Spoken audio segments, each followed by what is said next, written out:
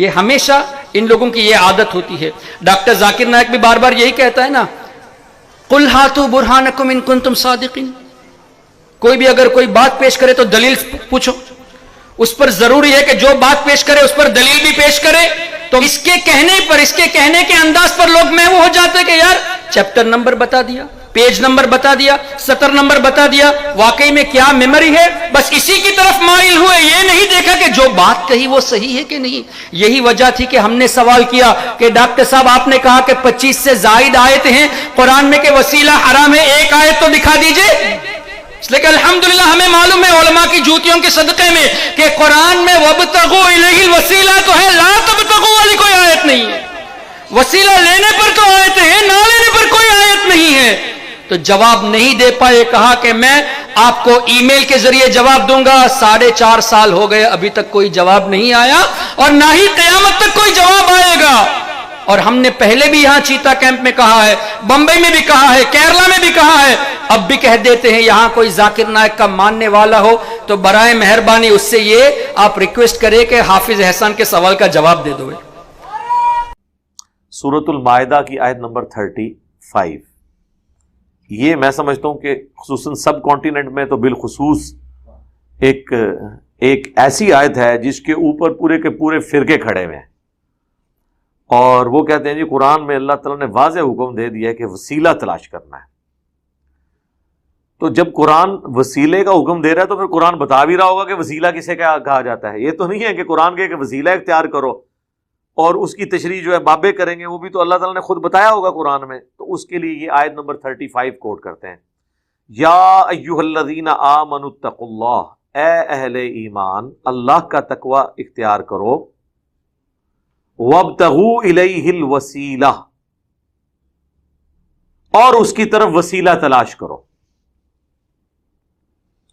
یعنی آپ نے تقوی اختیار کرنا ہے اور اس کی طرف وسیلہ اختیار کرنا ہے. وسیلہ پیورلی عربی کا لفظ ہے، اس کا پنجابی والے وسیلے کے ساتھ کوئی لینا دینا نہیں ہے جو یہاں پہ وسیلہ بنا لیا گیا ہے. عربی کا وسیلہ اور ہے، پنجابی کا وسیلہ اور ہے. اردو زبان میں ہم جو دین کی اصطلاح کے طور پر جو وسیلہ استعمال کر رہے ہوتے ہیں وہ اور ہے. یہاں کا وسیلہ کیا ہے؟ انڈیا پاکستان بنگلہ دیش کا، یا یہاں پہ جو فرقے ہیں بریلوی دیوبندی جو ڈومیننٹ آپ کو جو نظر آتے ہیں، ان کا وسیلہ یہ ہے کہ یہ سمجھتے ہیں کہ اللہ تعالیٰ تک ڈائریکٹ نہیں پہنچا جا سکتا تو بزرگوں کو بیچ میں ڈال دیا جائے. اور پھر مثال کیا دیتے ہیں؟ کہتے ہیں دیکھیں جی چھت پہ آپ ڈائریکٹ نہیں پہنچ سکتے، سیڑھی کے ذریعے پہنچیں گے، لیکن پوری زندگی سیڑھی کے اوپر کھڑے ہو کے گزار دیتے ہیں، یعنی بابوں کے قدموں میں رہتے ہیں، چھت تک نہیں پہنچتے پھر بھی. یعنی کبھی تو اللہ تک پہنچ جائے نا، پھر کہیں گے بابا جی سائڈ دو تسی ہن سانو اللہ نال ڈائریکٹ ہون دیو. اور پیر نصیر الدین نصیر صاحب نے کتاب لکھی نا پیری مریدی کی شرعی حیثیت، اور ایک اور کتاب الجواہر التوحیدیہ فی التعلیمات الغوثیہ. شیخ عبد القادر جیلانی کی کتاب ہے فتوح الغیب، توحید کے اوپر بڑی کلاس کی کتاب ہے، اتنی زبردست کہ امام ابن تیمیہ نے اس کتاب کی شرح لکھی ہے. تو اس کے اقتباسات جو ہے نا پیر نصیر الدین نصیر رحمہ اللہ نے نا جمع کیے الجواہر التوحیدیہ، یعنی توحید کے موتی شیخ عبد القادر جیلانی کی تعلیمات کی روشنی میں. اس میں انہوں نے لکھا ہے کہ یہاں لوگوں کو بڑا کرنے کے لیے ان کے ساتھ اللہ کا نام جوڑا جاتا ہے اور کہا جاتا ہے یہ اللہ کا ولی ہے یا اولیاء اللہ ہے. ٹھیک ہے، اللہ کا نام جوڑ کے اسے بڑا کیا جاتا ہے. جب وہ بڑا ہو جاتا ہے پھر اسی کو پکڑ کے رکھتے ہیں، پھر اللہ بیچ میں سے نکل جاتا ہے، صرف ولی رہ جاتا ہے. ولی اللہ کا بھی اللہ ختم ہو جاتا ہے. آپ دیکھ لیں ولی اللہ بہت کم لوگ لفظ استعمال کرتے ہیں. اے ولی نے جی وہ بڑا پہنچے ولی ہے، وہ کہتے ہیں ولی اللہ بھی بچو کاٹ دیتے ہیں، یعنی اللہ کو اٹیچ کیا تھا اس کو بڑا کرنے کے لیے، وہ اتنا بڑا ہو گیا کہ اللہ نکل گیا، اسی کو بڑا کر لیا. وسیلہ اگر اختیار کیا تھا تو اللہ اور اس کے رسول تک پہنچنے کے لیے، اللہ رسول تک تو نہیں پہنچے، وہ انہی کے قدموں میں رہتے ہیں. کہتے ہیں جی پہلے فنا فی الشیخ ہوتا ہے، پھر فنا فی الرسول، پھر فنا فی اللہ. ہم اس سے پوچھتے ہیں فنا فی اللہ بھی کو بندہ دکھائیں. پوری زندگی آپ اپنے شیخوں کو چندے کھلاتے رہتے ہیں، انہی کے درگاہوں کے چکر لگاتے رہتے ہیں، اللہ تک تو آپ پہنچتے نہیں ہیں. ایون اگر کوئی کہ جی میں اللہ سے مانگوں گا، اللہ ہی حاجت روا، اللہ مشکل کشا ہے، اس کو کہتے ہیں وابیوں والی باتیں کر رہے ہیں، یہ گستاخوں والی باتیں کر رہے ہیں. اس کا مطلب ہے کہ آپ کی زندگی میں کبھی اللہ تک آپ نے پہنچنا نہیں کیونکہ آپ غلط ٹریک پہ چڑھ گئے ہیں. اور مثالیں دینا کہ جی چھت پہ آپ نہیں پہنچ سکتے، میرے بھائی چھت پہ جانے کے لیے تو سیڑھی کی ضرورت ہے، لیکن اللہ تک پہنچنے کے لیے سیڑھی کی ضرورت نہیں ہے، کیونکہ اللہ تو اپنے نبی کی مبارک زبان سے کہلوا رہا ہے وَإِذَا سَأَلَكَ عِبَادِي عَنِّي فَإِنِّي قَرِيبٌ أُجِيبُ الدَّعْوَةَ الدَّاعِ إِذَا دَعَانِ. اے نبی جب میرے بندے آپ سے میرے بارے میں پوچھیں تو تم فرماؤ میں تمہارے بالکل قریب ہوں، ہر پکارنے والے کی پکار کو سنتا ہوں بشرطے کہ وہ میری اطاعت اختیار کرے. فَلْيَسْتَجِيبُوا لِي وَلْيُؤْمِنُوا بِي، اور مجھ پہ ایمان لائے جیسا کہ ایمان لانے کا حق ہے تاکہ وہ کامیاب ہو سکے. ادعونی استجب لکم، اے میرے بندو مجھ سے مانگو میں تمہاری دعاؤں کو قبول کروں گا. اللہ نے تو کوئی بیچ میں بندہ ڈالا ہی نہیں ہے. کوئی قرآن کی ایک دعا دکھائیں انکلوڈنگ حضرت آدم علیہ السلام کی دعا کے جس میں کوئی بندہ بیچ میں ڈالا ہو اللہ نے. 40 کے قریب کم از کم دعائیں قرآن میں آئی ہیں ربنا کے سیغے کے ساتھ. کوئی بابا، کوئی بزرگ، کوئی فرشتہ، کوئی پیغمبر نہیں اس میں. تو اللہ تو یہ کہہ نہیں رہا میں بندہ بچ پانا ہے، تو زبردستی مثالیں دے رہے ہو دنیا کی. اس کے لیے پھر میں نے ایک پھکی تیار کی ہوئی ہے میرے پاس، تو آپ کو پتہ ہے نا اینٹی وینم ہے، کیونکہ کوبرا سانپ کاٹ جائے اس کا علاج کوبرے کے زہر سے ہی ہوتا ہے، اسے کہا جاتا ہے اینٹی وینم. تو دوائی یعنی کوئی اثر نہیں کرتی. تو اس کا اینٹی وینم میں نے یہ رکھا ہوا ہے کہ اگر آپ اللہ کے لیے مثالیں بیان کریں گے نا تو پہلی بات ہے قرآن میں آیا کہ اللہ تعالیٰ کے لیے مثالیں بیان نہ کرو، حتیٰ کہ یہاں تک آیا وَلَا تَقُولُوا عَلَى اللَّهِ إِلَّا الْحَقَّ، اللہ پہ مت کوئی بات کیا کرو مگر وہی جو حق پر مبنی ہے، جھوٹ نہ بولو. لا تغلو فی دینکم، اپنے دین میں غلو نہ کرو. اللہ نے تو یہ بیان کر دیا کہ میرے لیے کوئی مخلوق کی مثال بیان کی جائے سوائے ان مثالوں کے جو اللہ نے قرآن میں خود بیان کر دی. دوسرا، دنیا کی ساری مخلوقات، اس کائنات کی ساری مخلوقات مل کے قیامت والے دن اللہ کی عدالت میں کسی شخص کے خلاف جھوٹی گواہی دے دیں، یہ بالفرض ہے سمجھانے کے لیے. سارے جن، سارے فرشتے، سارے پیغمبر، سارے انسان جھوٹی گواہی دے دیں کسی بندے کے بارے میں، کیا اللہ تعالیٰ اس گواہی کو قبول کر کے اس بندے کے خلاف فیصلہ سنا دے گا؟ کیوں؟ دنیا میں تو ایسے ہی ہوتا ہے کہ اگر لوگ کسی شخص کے خلاف جھوٹی گواہی بھی دے دیں اور ظاہر ہے کہ کوئی ایکسٹرا کوئی ثبوت نہ ہو اس کو اپنی بے گناہی ثابت کرنے کے لیے، تو دنیا میں اس کی سزا ایگزیکیوٹ ہو جاتی ہے. تو آخرت میں بھی ہو جانی چاہیے، کیونکہ آپ تو دنیا کی مثالیں دیتے ہیں نا. تو دنیا کا اگر قاضی، کیونکہ قاضی کے پاس تو علم الغیب نہیں ہے، وہ جو سامنے گواہی ہے اس کی بنیاد پہ فیصلہ کر دیتا ہے، تو اللہ کو بھی چاہیے کہ وہ بھی فیصلہ کر لیں. اللہ فیصلہ نہیں کرتا. اس کا مطلب ہے اللہ کے لیے دنیا کے جسٹس کی مثال بھی نہیں دی جا سکتی، تو دنیا کی چھت اور سیڑھی کی مثال بھی اللہ کے لیے نہیں دی جا سکتی، کیونکہ اللہ تو بیچ میں ڈال ہی نہیں رہا کسی کو. وہ تو انسانیت کا میگنا کارٹا جسے کہا کرتے تھے ڈاکٹر اسرار صاحب، جو برٹن امپائر کے اندر حکمران سے رعایا ڈائریکٹ سوال پوچھ سکتی ہے، اس کے لیے جو رول بنایا گیا، وہ جو ایک پورا چارٹر تیار ہو، اسے میگنا کارٹا کہا جاتا ہے. تو ڈاکٹر اسرار صاحب فرماتے تھے انسانیت کا میگنا کارٹا سورۃ البقرہ کی آیت نمبر 186 ہے، وَإِذَا سَأَلَكَ عِبَادِي عَنِّي فَإِنِّي قَرِيبٌ.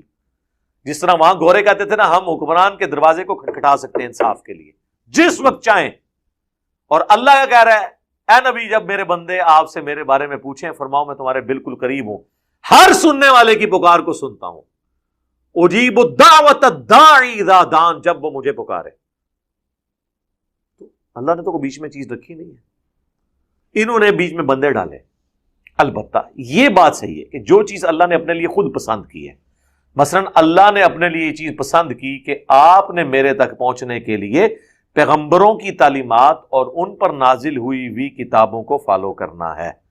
اب جو شخص پیغمبروں اور کتابوں کو بیچ میں سے نکال کے ڈائریکٹ اللہ تک پہنچے گا، ہم اس کی توحید کو اور ایمان کو شیطانی توحیدی کہیں گے، رحمانی نہیں ہوگی. کیونکہ انبیاء رول ماڈل ہوتے ہیں. تو وسیلے کا لفظ ان معنوں میں اگر کسی نے بولنا ہے کہ اللہ تک پہنچنے کا ذریعہ، تو سر وہ پھر اللہ کے پیغمبر اور اس کی کتابیں ہیں، اللہ اور اس کے رسول کی تعلیمات ہیں. وہ ٹھیک ہے امام بخاری امام مسلم کی بھی کنٹریبیوشن ہے، لیکن اس کے اندر جو کچھ لکھا ہے وہ تو نبی علیہ السلام کی احادیث ہے نا، ان کے لیے تو اپنا ثواب موجود ہے. ہم ویڈیو میں بیان کر رہے ہیں, ہمارے لیے ثواب موجود ہے. کئی لوگ ہمیں بھی آ کہتے ہیں جی آپ ہمارے لیے ہدایت کا وسیلہ بنے. ہم ہمیشہ یہ کہتے ہیں کہ یار وہ وسیلہ تو اللہ کسی کو بھی بنا لیتا ہے. اصل مسئلہ یہ ہے کہ اللہ نے تمہارے لیے ہدایت کا فیصلہ کیا بسبب اس کے کہ تمہارے اندر کوئی رمق موجود تھی سچائی قبول کرنے کی. اصل جو وسیلہ اس اعتبار سے ہے تو وہ پیغمبر ہیں اور کتابیں ہیں. باقی جو انڈیا پاکستان میں جو وسیلے والا اختلاف ہے اس کے اوپر میرا مسئلہ 43 بڑی ڈیٹیل کے ساتھ ریکارڈڈ ہے, اور آلموسٹ آج سے تقریباً 1.5-2 سال پہلے میں نے ایک ڈیٹیل لیکچر اور ریکارڈ کرایا تھا, وسیلے کے نام پر دھوکہ. یہاں پر وسیلہ اور استعانت مکس کر دی ہے. یہ نام وسیلے کا لیتے ہیں. بھائی ہماری زبان میں وسیلہ یہ ہے کہ کوئی شخص یہ کہے کہ اے اللہ تجھے تیرے نبی کا واسطہ, میرا فلاں کام کر دے. تو اس میں آپ نے رسول اللہ سے تو کچھ نہیں مانگا. کس سے مانگا ہے؟ اللہ سے. کسی فرشتے جن پیغمبر سے کچھ نہیں مانگا. وہ کہتے ہیں نہیں جی یہ تو وسیلہ ہے نا, لیکن یہ بھی وسیلہ ہے. اگر کوئی کہتا ہے نا یا رسول اللہ مدد یا علی مدد یا شیخ عبد القادر جیلانی, تو یہ بھی وسیلہ ہے. ہم کہتے ہیں یہ کیسے وسیلہ ہو گیا, تو ڈائریکٹ پکار رہے ہیں ہم ان کو. وہ کہتے ہیں اصل میں یہ ہوتا ہے کہ جب ہم ان کو پکارتے ہیں نا تو وہ اللہ سے ریکویسٹ کرتے ہیں, اللہ پھر دوبارہ ان کی ڈیوٹی لگاتا ہے, پھر وہ اللہ کے اذن سے ہماری مدد کرتے ہیں. ہوں ایڈی کہانی تھی بنائی ہے کتنے لکھی ہے, یہ تو میں 2 منٹ فیل کرتی ہے نا. ایک اینٹی وینم ادھر سے بھی تیار ہے. وہ اینٹی وینم یہ ہے کہ اللہ کے بندو اگر اسی طریقے سے آپ نے چیزوں کو ماننا ہے تو بتاؤ بارش کون برساتا ہے؟ اللہ. ڈیوٹی کس کی ہے؟ فرشتوں کی. تو ہم فرشتوں سے بارش مانگتے ہیں یا اللہ سے مانگتے ہیں؟ اللہ کے نبی علیہ السلام نے فرشتوں سے بارش مانگی یا اللہ سے؟ اور صحابہ کرام نے صلاۃ الاستسقاء پڑھ کے رسول اللہ یا کسی فرشتے سے بارش مانگی یا اللہ سے مانگی؟ اللہ سے. حتیٰ کہ صحیح بخاری میں 1010 نمبر حدیث ہے, انا کننا نتوسل الیک بنبینا. حضرت عمر کہتے ہیں اے اللہ پہلے ہم تیرے نبی کے وسیلے سے تیری طرف متوجہ ہوتے تھے, یعنی ہم ان سے دعا کرواتے تھے اپنے حق میں, اور تو بارش نازل فرماتا تھا. اب ہم ان کے چچا کو لے کے آئے کیونکہ حضور علیہ السلام فوت ہو گئے, لیکن حضور علیہ السلام کے دنیا سے جانے سے آپ کی بزرگی تو ختم نہیں ہوئی ہے. آپ کی بزرگی آج کی ڈیٹ میں اس سے زیادہ ہے جو آپ کی مبارک زندگی میں تھی. کیوں؟ وَلَلْآخِرَةُ خَيْرٌ لَكَ مِنَ الْأُولَى. یہ اللہ نے اپنے نبی کو گارنٹی دی ہے, اے نبی آپ کی زندگی میں آنے والا ہر اگلا لمحہ وہ پیچھے جو گزر چکا ہے اس سے بہتر ہوگا. حضور کی قبر کی زندگی آپ کی دنیا کی زندگی سے بہتر ہے. آپ کی آخرت کی زندگی قبر کی زندگی سے بہتر ہوگی. آپ کی جنت کی زندگی آپ کی آخرت کی زندگی سے بہتر ہوگی قیامت کی. تو یہ تو مسلسل آپ کو اللہ تعالیٰ کے درود سے, اللہ کی رحمتوں سے نفع پہنچ رہا ہے. اللہم صلی علی محمد وعلی آل محمد. تو نبی علیہ السلام کی بزرگی کیا ختم ہو گئی تھی جو حضرت عمر کہہ رہے ہیں؟ اس لیے کہ حضرت عمر کو پتا تھا اب ہم حضور کے ساتھ کمیونیکیٹ نہیں کر سکتے. جب دنیا میں موجود تھے تو صحابہ اپنے مسئلے حضور کے پاس لے کے جاتے تھے. اسی طریقے سے میں نے پچھلے دنوں ایک ویڈیو اور ریکارڈ ہوئی ہے, قبر رسول سے جا کر شفاعت مانگنا, جو واقعہ عرابی والا پیش کرتے ہیں. 1 گھنٹہ میں نے لگایا اس پہ ان کی تسلی کروائی کہ خدا کے لیے یار یہ معاملات اس طرح نہیں ہیں, تم لوگ کس طریقے سے جعلی روایتوں کے اوپر چلتے ہو. حضرت عمر نے امت کو عقیدہ دے دیا کہ آپ وسیلہ شخصی یہ ہے کہ کسی نیک بندے سے اس کی زندگی میں جا کے آپ دعا کروائیں. اس کی اصل تو قرآن میں موجود ہے. قرآن میں کئی جگہ حضور کو کہا گیا اپنے صحابہ کے لیے دعا کریں. سورہ توبہ میں آیا نبی آپ کی دعا ان کے دلوں کی آنکھوں کی ٹھنڈک کا سبب ہے. ظاہر ہے کسی شخص کے لیے اللہ کے نبی دعا کریں, اس کو اس سے بڑا اور نفع کیا پہنچ سکتا ہے. تو حضور کی دعاؤں کا حصہ آج بھی ہمیں مل رہا ہے جو آپ نے اپنی زندگی میں اپنے آنے والی امتیوں کے لیے دعائیں کی ہیں. لیکن آج تو کوئی نہیں کر سکتا. صحیح بخاری میں ایک صحابی کی پنڈلی ٹوٹ گئی, عبداللہ بن عتیق. نبی علیہ السلام نے ان کی ٹانگ سیدھی کر کے مبارک ہاتھ پھیرا تو وہ جڑ گئی, اور وہ کہتے ہیں مجھے یوں لگا جیسے کبھی ٹوٹی نہیں تھی پنڈلی کی ہڈی. لیکن آج اگر کسی کی پنڈلی کی ہڈی ٹوٹ جائے گی تو آرتھوپیڈک کے پاس اسے لے کے جائیں گے, قبر رسول پہ تو نہیں لے کے جائیں گے. نہ صحابہ کرام قبر رسول پہ لے کے جاتے تھے. اور میں نے اس پہ ان کو کہا کہ یار اگر آپ لوگ اتنے بڑے عاشق رسول ہو تو ٹھیک ہے, اپنی پنڈلی کی قربانی کرو اور پورے انڈیا پاکستان بنگلہ دیش کو نہ صرف اپنے فرقے کا کر لو بلکہ کافر بھی مسلمان ہو جائیں گے. تو روزہ رشید تک آپ کا ویزا ہم لگوا دیتے ہیں. تو ان کو سمجھ آ جائے گی کہ حضور کی زندگی کے معاملات ڈیفرنٹ تھے, بات کے ڈیفرنٹ ہے. آپ سے دعا کروانا وسیلہ شخصی ہے. یہ تو یعنی صحابہ کرام کا اس کی اصل قرآن میں ہے کہ نبی علیہ السلام کی دعائیں. پھر آپ دیکھیں حضرت یوسف علیہ السلام کے بھائی جب اپنی غلطی کا احساس ہوتا ہے تو وہ اپنے باپ سے کہتے ہیں آپ ہمارے لیے دعا کریں. تو دعا کروانا وسیلہ شخصی ہے. یہ وہ وسیلہ ہے جو اصل وسیلہ ہے. تو ٹوٹل 5 وسیلے ہیں. ان میں سے پہلا وسیلہ ہے کسی نیک بندے سے جو آپ کے سامنے موجود ہے جا کے دعا کروانا. مسئلہ 43 میں نے ڈیٹیل سے اس کی دلائل دی. دوسرا وسیلہ ہے نیک اعمال کے ذریعے اللہ کو واسطہ پیش کرنا, جو قرآن میں ہے وَاسْتَعِینُوا بِالصَّبْرِ وَالصَّلَاةِ, صبر اور نماز کے ذریعے اللہ کی مدد چاہو. بخاری مسلم میں 3 لوگ غار میں پھنس کے تھے اور آگے پتھر آ گیا. تینوں نے اپنے ایک ایک نیکی اللہ کی بارگاہ میں پیش کی اور کہا اس کے وسیلے سے اگر یہ عمل تیری بارگاہ میں قبول ہے تو اس پتھر کو ہٹا دے. تھوڑا تھوڑا کر کے وہ پتھر کھسکا اور وہ آزاد ہو گئے. یہ دوسرا وسیلہ ہے اپنے نیک اعمال کا جو آپ نے اللہ کی رضا کی خاطر کیے. آپ اللہ کے حضور پیش کریں, اللہ تعالیٰ اس کی برکت سے آپ کی پرابلمز کو سوالو کرے گا. تیسرا وسیلہ ہے اللہ تعالیٰ کے کلمات تامہ کے ذریعے, اللہ تعالیٰ کے کلمات کے ذریعے جو قرآن میں آیا وَلِلَّهِ الْأَسْمَاءُ الْحُسْنَى فَادْعُوهُ بِهَا, اللہ کے لیے ہیں سارے اچھے نام, اللہ کو اس کے ناموں کے ذریعے پکارو. جو ہم کہتے ہیں نا اعوذ بکلمات اللہ التامات من شر ما خلق, اللہ تعالیٰ کے جو اسماء قرآن میں ہے اس کے ذریعے اللہ کی طرف متوجہ ہوتے ہیں. صحیح بخاری اور سنن ابو داؤد میں حدیث ہے کہ اے اللہ ابراہیم اپنے 2 بیٹوں اسحاق اور اسماعیل کو ان کلمات کے ذریعے تیری پناہ میں دیتے تھے, میں بھی اپنے 2 بیٹے حسن و حسین کو ان کلمات کے ذریعے تیری پناہ میں دیتا ہوں. اعیذکما بکلمات اللہ التامہ من کل شیطان وہامہ ومن کل عین لامہ, ہر طرح کے شیاطین کے اگینسٹ, ہر طرح کے نظر لگانے والی چیزوں کے اگینسٹ میں تیری پناہ میں دیتا ہوں. بسم اللہ الذی لا یضر, میں اس اللہ کے نام کے ساتھ آغاز کرتا ہوں کہ جس کے نام کی برکت سے زمین و آسمان میں کوئی چیز نقصان نہیں پہنچا سکتی. لا الہ الا اللہ وحدہ لا شریک لہ, یہ سارے اللہ کے کلمات ہیں. یہ تیسرا وسیلہ ہے. اور چوتھا وسیلہ ہے نبی علیہ السلام کے مبارک تبرکات سے فیض حاصل کرنا, جو صحیح مسلم میں ہے کہ حضرت اسما نے نبی علیہ السلام کا ایک کالا جبہ کسروانی طیالسی نکالا اور کہا یہ حضور پہنتے تھے, ہم اس کا دھون مریضوں کو شفا کے لیے پلاتے ہیں. حضور کی وفات کے بعد بھی اس سے لوگ نفع حاصل کر رہے ہیں. یہ بھی ایک ذریعہ ہے اللہ سے شفا حاصل کرنے کا, لیکن یہ جعلی نہ ہو بنے ہوئے تبرکات, اصلی. صحیح بخاری میں آتا ہے ام سلمہ ہماری ماں کے پاس حضور کی داڑھی اور سر کے چند بال تھے, ایک انہوں نے برتن کے اندر رکھے ہوئے تھے. جب کوئی محلے میں بیمار ہوتا تھا پانی کا پیالہ بیچتا تھا, ام سلمہ اس میں ڈبوتی تھی اور مریضوں کو شفا ہو جاتی تھی.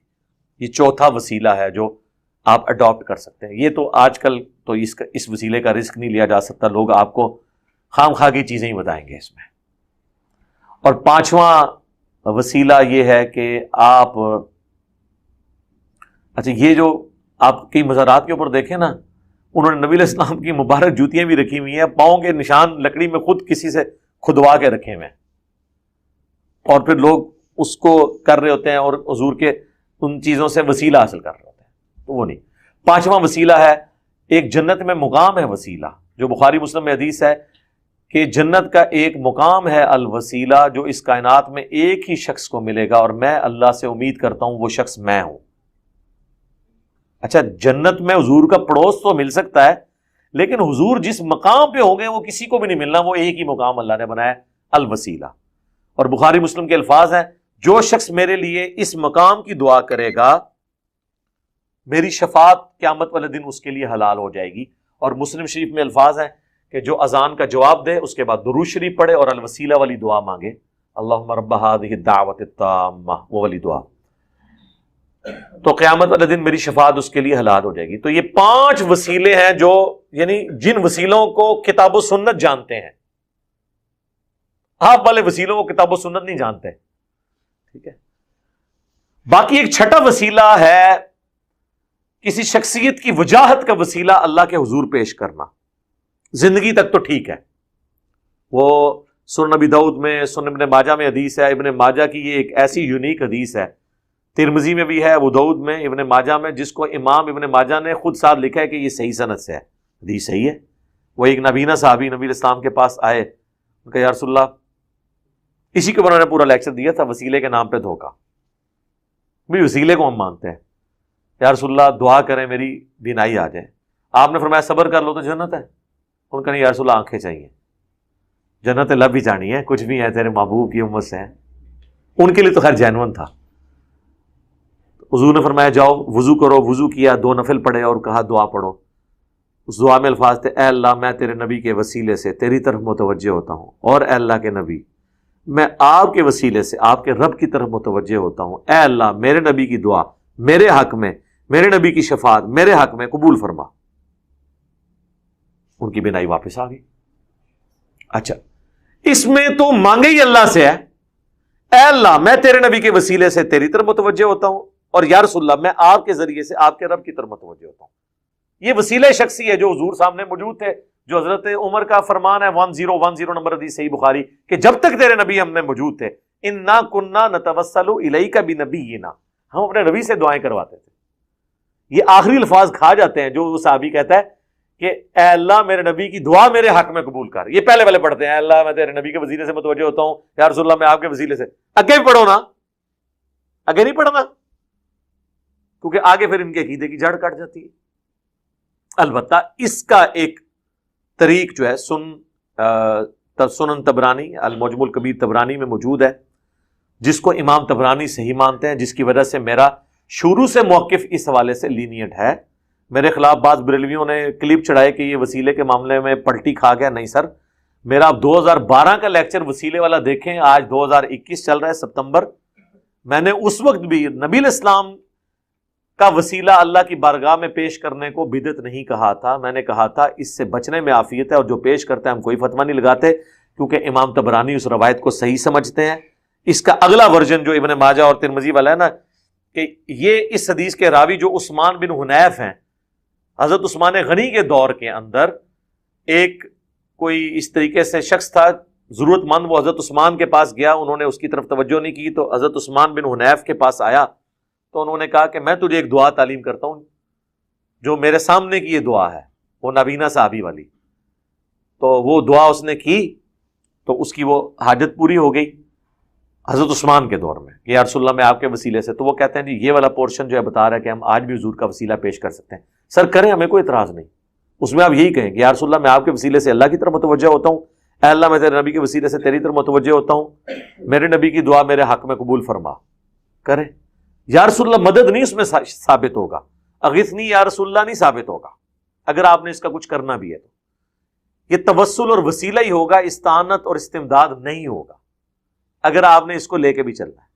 لیکن آپ یہاں تو رکے ہی نہیں, آپ تو بابوں بزرگوں تک پہنچ گئے ہیں, ان تک جو آپ کے چندوں کے محتاج تھے, آپ نے ان کے وسیلے ڈالنے شروع کر دیے ہیں.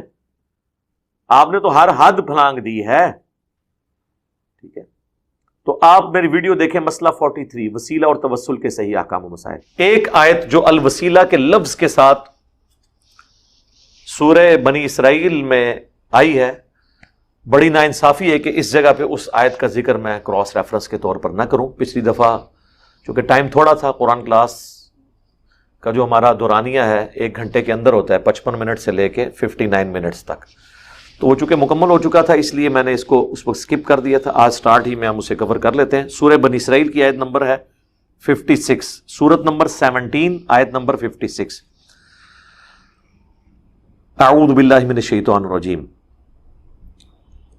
قل ادعوا الذین زعمتم من دونہ, اے نبی ان سے فرماؤ کہ جن ہستیوں کے بارے میں تمہیں زوم ہے نا کہ وہ تمہاری تکلیف دور کر سکتے ہیں اللہ کے سوا,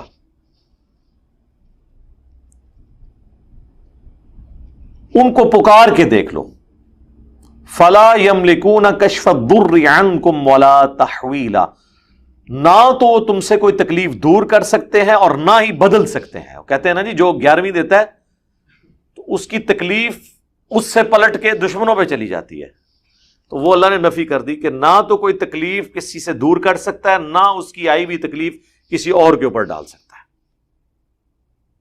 اب یہاں پہ جب ہم اتنا حصہ بیان کریں گے وہ کہیں گے یہ تو بتوں کے بارے میں ہے, اولیاء اللہ کے بارے میں, فرشتوں کے بارے میں, انبیاء کے بارے میں نہیں ہے. اچھا اگلی آیت پڑھ لیتے ہیں.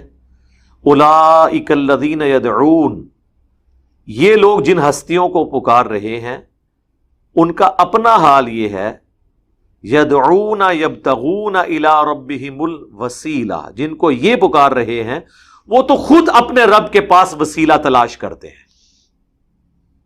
پنجابی والا وسیلہ نہیں، عربی والا وسیلہ تلاش کرتے ہیں. اس سے مراد پھر کیا ہوا؟ نیک بندے. بت تو وسیلہ نہیں تلاش کر رہے نا، ان کے اوپر تو کوئی شریعت کی obligation نہیں ہے. اللہ تعالیٰ ہمارا جن ہستیوں کو یہ پکار رہے ہیں نا، وہ تو خود اللہ کی طرف وسیلہ تلاش کرتے ہیں. کیا وسیلہ تلاش کرتے ہیں؟ ایہم اقرب، کہ کون اللہ کے جتنا قریب ہو سکتا ہے وہ قریب ہو جائے. اللہ کے قریب ہونے کا مطلب کیا ہے؟ اس کی اطاعت گزاری، نیک اعمال میں استقامت، جو نبی علیہ السلام نے ہمیں دعا تعلیم کی ہر فرض نماز کے بعد ابو داؤد اور ترمذی میں، اللہم اعنی علی ذکرک و شکرک و حسن عبادتک، اور ربی اعنی علی ذکرک و شکرک و حسن عبادتک، دونوں الفاظ کے ساتھ ہے. اے اللہ میری مدد فرما ذکر کرنے پر اور تیرا شکر ادا کرنے پر، اور احسن طریقے سے میں تیری عبادت کر سکوں، اس میں میری مدد کر اے اللہ. پھر جو میں نے آپ کو دعا بتائی تھی، جو نبی علیہ السلام کی خواہش ہے کہ میرے ہر امتی کو یاد ہو، جو نبی علیہ السلام کو اللہ کی خواب میں زیارت ہوئی تھی جامعہ ترمذی میں، حدیث موجود ہے مشکات میں 748 نمبر پہ وہ حدیث ہے. اس میں جو حضور کی دعا ہے، جو آپ صلی اللہ علیہ وسلم نے اللہ تعالیٰ سے ڈائریکٹ مانگا جب اللہ کو دیکھا خواب میں، اللہم انی اسألک فعل الخیرات وترک المنکرات وحب المساکین وان تغفر لی وترحمنی واذا اردت فتنة فی قوم فتوفنی غیر مفتون واسألک حبک وحب من یحبک وحب عملی یقربنی الی حبک. اے اللہ مجھے اپنی محبت دے، ہر اس شخص کی محبت دے جس سے تو محبت کرتا ہے، اور ہر اس عمل کی محبت میرے دل میں ڈال دے جو مجھے تیرا قرب دے دے. یہاں کیا گیا؟ عمل قریب کرنے کے لیے. اور شخصیت کوئی ہوگی تو وہ وقت کا پیغمبر ہوگا کہ آپ اس کی محبت دل میں رکھ کے اس کی اطاعت کریں. اسی کو اتباع رسول کہا گیا صلی اللہ علیہ وآلہ وسلم. تو اللہ تعالیٰ ہمارا وہ تو خود اللہ کو پکارتے ہیں، وہ خود وسیلے کی تلاش میں ہیں. اقرب، کون ان میں سے اللہ کے اقرب قریب ہو جائے. وَيَرْجُونَ رَحْمَتَهُ، اور وہ تو ہر وقت خود اللہ سے رحمت کا سوال کرتے ہیں. وَيَخَافُونَ عَذَابَهُ، اور ڈرتے رہتے ہیں اس کے عذاب سے. یہاں کہتے ہیں جی مولا علی نے فرمایا تھا، نہ تو میں جنت کے لالچ میں عبادت کرتا ہوں نہ جہنم کے خوف سے. یہ جنت شیطان نے بنائی ہے یا اللہ نے؟ جہنم شیطان نے بنائی ہے یا اللہ نے؟ تو مولا علی کب یہ کر سکتے ہیں بات؟ جب جنت اور جہنم اللہ نے بنایا ہے تو جنت کی لالچ اللہ کی نعمتوں کی لالچ ہے، کیونکہ جنت میں اللہ کا دیدار ہوگا. کون بدبخت ہوگا جو جنت کا سوال نہ کرے؟ صحیح مسلم میں حدیث ہے، نبی علیہ السلام جب بھی نماز پڑھتے ہوئے جنت کی آیات آتی تو اللہ سے جنت مانگتے، جب جہنم کی آیات آتی تو جہنم کے عذاب کے اگینسٹ اللہ سے پناہ مانگتے. رسول اللہ تو جنت کا سوال کرتے تھے. آپ مولا علی کی طرف یہ جھوٹ منسوب کر رہے ہیں، کبھی رابعہ بصریہ کی طرف جھوٹ منسوب کرتے ہیں. چلے رابعہ بصریہ کی تو ہمیں کوئی فکر نہیں، وہ تو آپ کے ساتھ لینا دینا ہے. مولا علی پہ تو ہم آپ کو جھوٹ نہیں باندھنے دیں گے، ان کی تعلیمات تو یہ نہیں ہے. اور قرآن کیا کہہ رہا ہے کہ میرے نیک بندے مجھ سے رحمت کا سوال کرتے ہیں اور ڈرتے رہتے ہیں میرے عذاب سے. اور اگلی بات بڑی سخت ہے، ان عذاب ربی کا کانا محذورا. اے نبی تیرے رب کا عذاب چیز ہی ایسی ہے کہ اس سے ڈرا جائے. جی بے خوف نہیں آپ ہو سکتے. سورہ الفرقان میں نیک بندوں کی نشانی کیا آئی ہے؟ ربنا اصرف عنا عذاب جہنم ان عذابها کان غراما. اے رب ہمارے ہم سے جہنم کا عذاب پھیر دے، بے شک جہنم کا عذاب ہمارے گلے کا پھندا بن چکا ہے، ہر وقت لٹکتی تلوار ہے، ہم سے یہ دور کر دے. یہ نیک بندوں کی نشانی ہے. سنن نبی داؤد میں نبی علیہ السلام کی حدیث ہے، فجر اور مغرب کے بعد 7 دفعہ ذکر اللہم اجرنی من النار، اے اللہ بچا لے مجھے آگ سے. سر پھر ہم کیوں نہ کہیں کہ مرنے سے پہلے اے مسلمان کر لے اس پہ غور. کتابوں کا خدا اور ہے، بابوں کا خدا اور. کتابوں کا پیغمبر اور ہے، بابوں کا پیغمبر اور. جی یہ کتابوں والا پیغمبر ہے جس کی تعلیمات یہ ہیں. تو اس آیت میں بھی اللہ تعالیٰ نے فرما دیا کہ نیک بندے جن کو تم پکار رہے ہو نا وہ تکلیف دور کر سکتے ہیں، کام بھی ختم. اور وہ تو خود اللہ سے رحمت مانگتے رہتے ہیں. مراد یہ کہ جو وہ کر رہے ہیں نا تم بھی وہی کرو. ہاں جی صراط الذین انعمت علیہم، صراط الذین انعمت علیہم تو اللہ کو پکارتے تھے، آپ نے صراط الذین انعمت علیہم کو پکارنا شروع کر دیا. عیسیٰ ابن مریم امام الموحدین تھے، آپ نے عیسیٰ ابن مریم کو پکارنا شروع کر دیا، ڈیوینٹی میں کلیم کر دیا. کتنا فرق ہے.